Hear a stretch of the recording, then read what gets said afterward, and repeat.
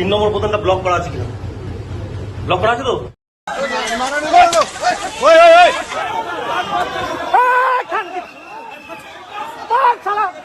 तीन time machine खराब हुआ है, अभी तक वोट नहीं हुआ। प्रधानमंत्री पद से रेजिग्नेशन दीजिए। दोस्तों बहुत बहुत स्वागत करता हूं आप सभी का। बंगाल में दूसरे चरण के लिए वोटिंग खत्म हो चुकी है। दोस्तों आपको जानकर हैरानी होगी कि दोपहर 3 बजे तक पश्चिम बंगाल में 80% मतदान हुआ था और अंत में आते आते आंकड़ा 90% के पार पहुंच चुका है। यानी बंगाल में पहले फेज़ की तरह दूसरे फेज़ में भी बम्पर वोटिंग हुई है। लेकिन आज बंगाल में वोटिंग के दौरान जो बवाल हुआ, ऐसा शायद ही किसी राज्य के विधानसभा चुनाव में हुआ हो।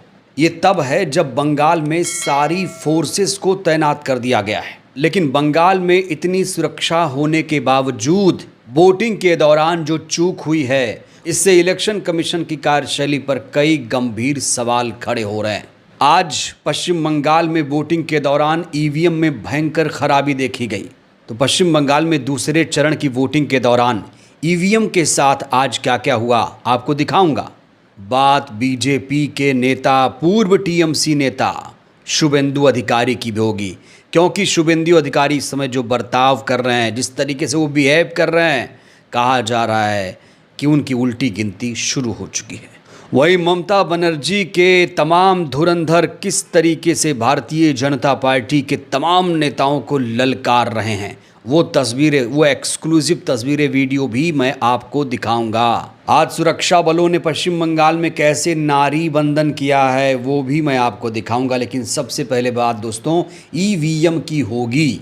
आज वोटिंग के दौरान ईवीएम में एक भयंकर छेड़छाड़ करने की कोशिश की गई। ये तस्वीरें आप देखिए, पश्चिम बंगाल से तस्वीरें सामने आई हैं।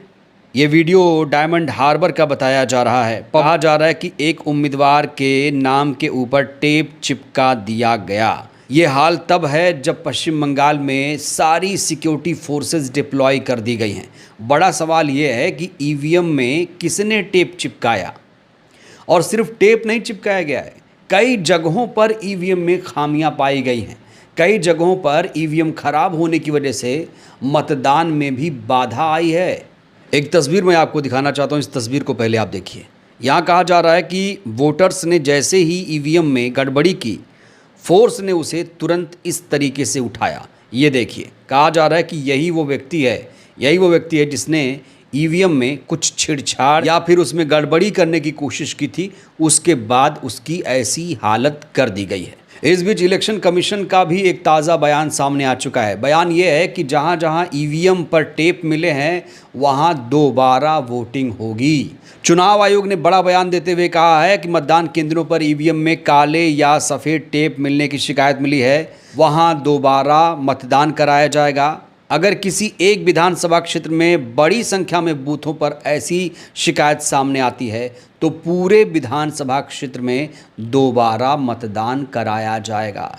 इतनी सिक्योरिटी, इतनी फोर्सेस तैनात होने के बावजूद यहाँ ईवीएम में काले सफ़ेद टेप चिपकाए जा रहे हैं। कई बूथों पर वोटिंग के दौरान ईवीएम खराब हो गई। चुनाव आयोग वैसे तो लाख दावे करता है कि हम फ्री एंड फेयर इलेक्शन करवाएंगे, लेकिन आज बंगाल में वोटिंग के दौरान जो कुछ भी हुआ उसकी जिम्मेदारी कौन लेगा? आखिर कौन थे वो लोग जिन्होंने ईवीएम के साथ छेड़छाड़, गड़बड़ी करने की कोशिश की?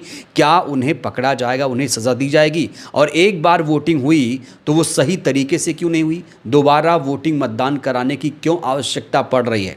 दोस्तों मैं आपको वो तस्वीरें भी दिखाना चाहता हूँ जहाँ लोग जब वोटिंग करने पहुँचे अपने बूथ पर तो उन लोगों को परेशानी का सामना करना पड़ा, क्योंकि जब वो लोग वोट डालने पहुंचे तो हमेशा की तरह यहाँ ईवीएम खराब पाए। 3 टाइम मशीन खराब हुआ है, अभी तक वोट नहीं हुआ है। वोट नहीं देने सकता है। क्यों नहीं देने देते? अरे मशीन खराब है, 4 मशीन पड़ रहा है। कैंडिडेट नंबर क्या है? 5 बार 5 बार अभी भी मशीन खराब है, पोलिंग खराब है। वहाँ पर खड़ा है सब ओल्ड जो लोग है, सोचिए 70-80 साल का, सब खड़ा है। सेक्टर ऑफिस को 5 बार आया, चेंज किया लेकिन नहीं हुआ, 5 बार आया, घर चला जाता, सब घर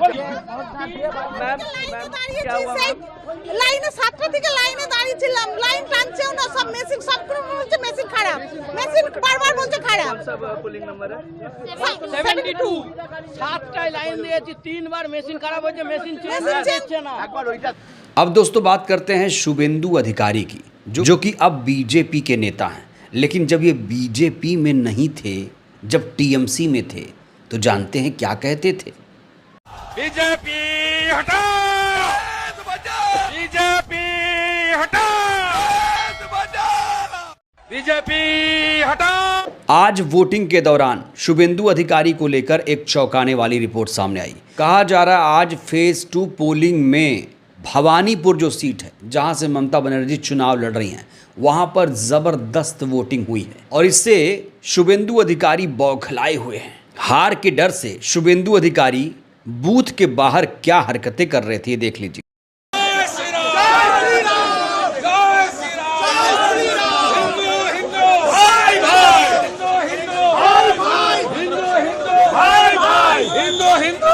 आज शुभेंदु अधिकारी ने जो कुछ हरकत की है, अगर कोई निष्पक्ष चुनाव अधिकारी होता, चुनाव आयोग होता, तो अब तक शुभेंदु अधिकारी के खिलाफ केस दर्ज हो गया होता। लेकिन शुभेंदु अधिकारी के ऐसी हरकत करने के बावजूद चुनाव आयोग ने शुभेंदु अधिकारी के खिलाफ कोई भी एक्शन नहीं लिया। और शुभेंदु अधिकारी ये जो हरकतें कर रहे हैं, कहा जा रहा है कि हार के डर से शुभेंदु अधिकारी बौखलाए हुए हैं। अब मैं आपको एक और तस्वीर दिखाने जा रहा हूं भवानीपुर विधानसभा सीट से।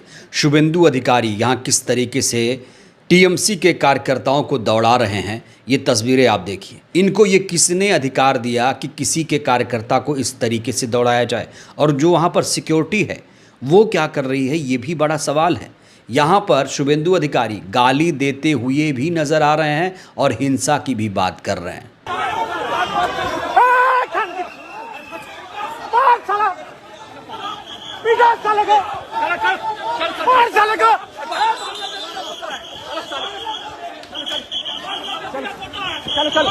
वहीं हार के डर से बौखलाए शुभेंदु अधिकारी ने एक बड़ा बयान देते हुए कहा कि वे सभी बांग्लादेशी मुसलमान हैं, वे डरे हुए हैं, ममता का सफाया हो जाएगा। टीएमसी से निकला ये नेता आज ममता बनर्जी को आंख दिखा रहा है। भ्रष्टाचार के आरोप में फंसा ये नेता जब बीजेपी में गया तो इसके सारे दाग धुल गए। अब ये व्यक्ति उसी की कीमत चुका रहा है। दोस्तों अब मैं दिखाने जा रहा हूँ आपको एक खास तस्वीर। हमने आपको बताया कि बंगाल में सिक्योरिटी फोर्सेस तैनात हैं, लेकिन आज मतदान के दौरान महिलाओं पर भी लाठीचार्ज कर दिया गया।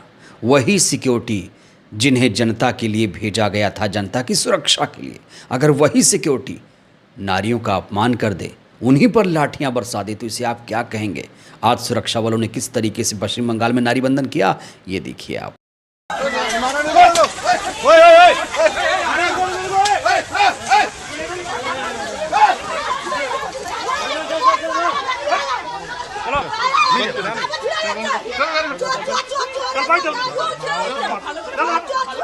और मैं आपको ममता बनर्जी टीएमसी के नेताओं का उत्साह दिखाने जा रहा हूं। दूसरे चरण का वोटिंग खत्म होने के बाद उनके चेहरे पर कितना सुकून है, किस तरीके से वो भारतीय जनता पार्टी को ललकार रहे हैं। सबसे पहले मैं आपको महुआ मोइत्रा का ये तस्वीर दिखाना चाहता हूँ। ये देखिए, महुआ मोइत्रा ने जब वोट डाला तो देखिए किस तरीके से तस्वीरें सामने आई हैं।